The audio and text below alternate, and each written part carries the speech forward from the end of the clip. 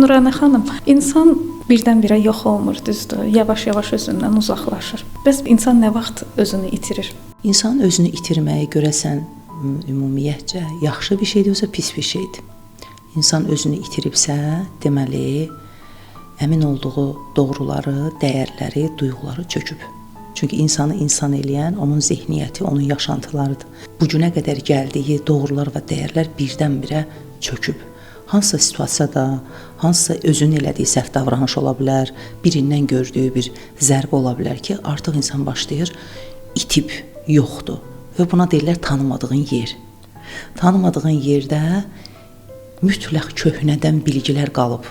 Köhnədən sabit qalan bir yer təsəvvür eləyin ki, bir şəhərdə zəlzələ baş verir, sağlam binalar qalır. İnsan həyatında ara-sıra özünü itirmək olarsa, insan özünü daha yaxşı reallaşdıra bilir. Və həqiqət par-par parıldayır. İnsan həqiqətə doğru daha çox yaxınlaşır. Yəni özünə doğru yaxınlaşır. Çünki həqiqətə yol insan özündən keçir. Yəni özündən kənarda heç nə o deyil. Yəni insan özünə qayıdışıdır. Və itirmək əslində biz elə bilirik itirmişik. Normalda özümüzə daha da yaxınlaşırıq. Çünki saxta, əzbərlənmiş dəyərlər, fiktivni dəyərlər çökməyə məhkumdur ki, əsl həqiqəti biz görək, hiss eləyək və onda digər məsələlər kiçilməyə başlayır. Biz özümüzü daha yaxşı reallaşdırırıq.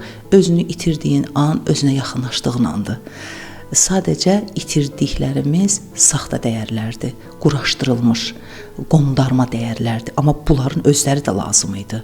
Məni bu yerə çatdırmaq üçün o dəyərlər olmalıydı ki, bugün digər bir mövzular mənim üçün açılsın. Bəli, özüm itirdiyim an tanımadığım yerdəyəm və bu məni özümə daha çox yaxınlaşdırır.